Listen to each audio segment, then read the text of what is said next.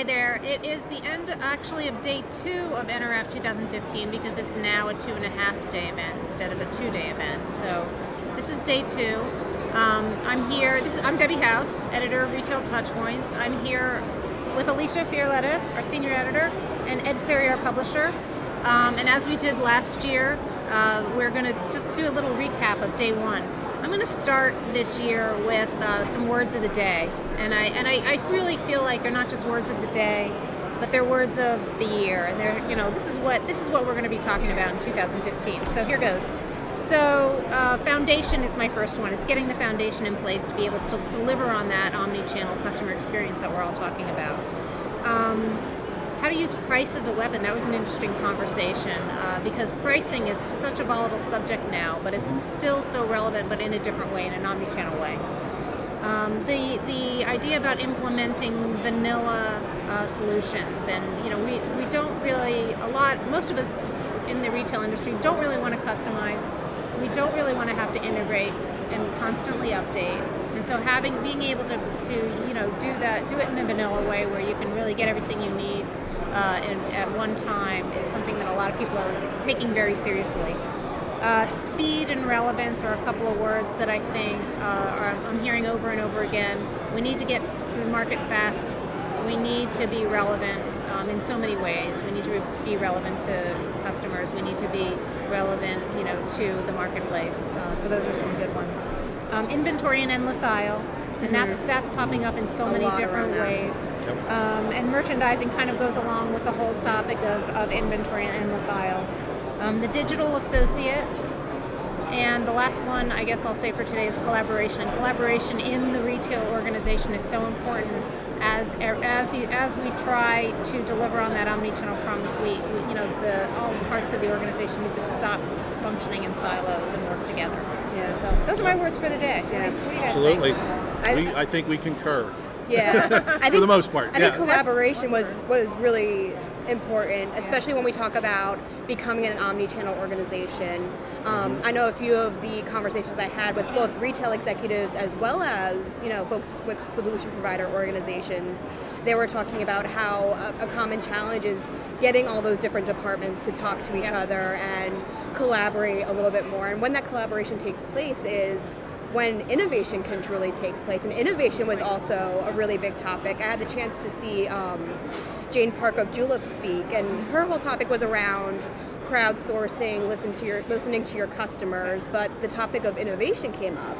And you know, she said the more willing you are to be open to each other in the organization, but also to your customers, and the more, she used the term vulnerable, which I thought was interesting. The more vulnerable you are, and the more willing you are to accept shortcomings and say the test and fail versus exactly. Right. She said the faster you can innovate, the faster you can determine the best way to engage with your customers, and that really resonated with me.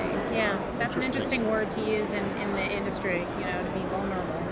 Well, you know, first and foremost, you know, with the event itself, I think we can all agree that, I mean, NRF did a heck of a job on yet another show here. Absolutely. The excitement, the energy, the crowds, just top notch once again. This is certainly the busiest I've seen it in the time that I've been coming here. So hats off to them.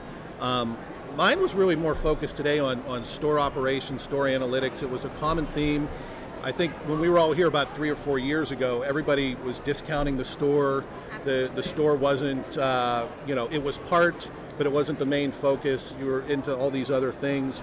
But now, you know, from store real-time analytics to location-based marketing and increasing customer action through technology, through mobile devices in the store, and how you can tap into, you know, social media to help customers and have those employee advocates working that from many different angles was very important. And I think we see that in some of the content we produce too. When we have white papers or webinars focused on the store experience, those are typically downloaded very, very well, and the webinars are attended very well.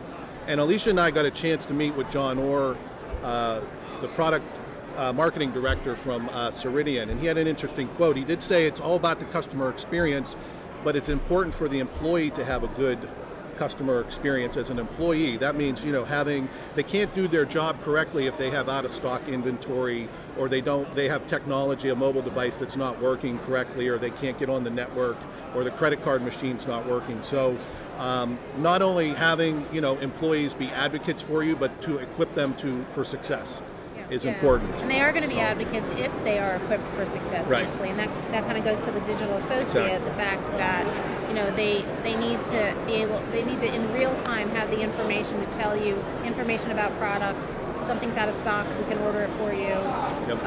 You know, what are the different options as far as upselling and cross-selling, and they feel better about themselves as, you know, your brand ambassador if they are armed with the right information. Yeah. So, you know, absolutely. And, you know, 2 or 3 times today too, and I think Alicia was on one with me, but the subject of fitting rooms were coming up, and how that's, you know, kind of in a lot of retailers, apparel retailers now, that's an area where it kind of turns into a ghost town to an extent. People go in, if they don't have the right size, they don't necessarily want to have to come back out and grab something else and lose a spot or wait around. So companies like Tyco that are looking to do more, and Alert Technologies that's doing some innovative things with fitting room technology now. Kind of an undiscovered area that's been ignored, but you can see where that would be an opportunity for retailers too. It's unoptimized space in the store, and you were in the Rebecca Minkoff store. Yeah, absolutely. So you can tell us firsthand. And there's a lot of buzz around the connected store concept, and I think Tyco was the one who used Rebecca Minkoff as an example of where we hope to see the industry going to, where you can just, you know, tap on a mirror and order something in the next size up, so you don't have to have that moment of embarrassment like, hey, I need a bigger size, guys. But also other elements of the in-store experience, being able to get a bottle of water or a glass of champagne, you know, while you're walking around. And, you know, that's technology that can be implemented by any retailer, not necessarily, you know, the really high-end retailers. It's just about identifying what kind of experience you want to create, what aligns with your brand story and what you want to convey to not only your consumers but also your associates, because that gets everyone excited.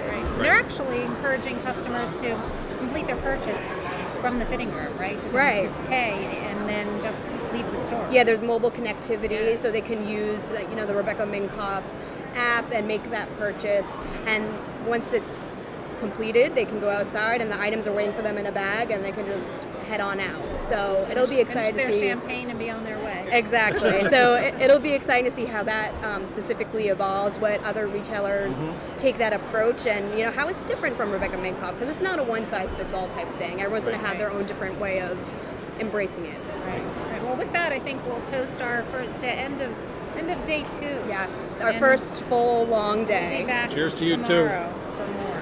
Thanks, everyone. See you tomorrow.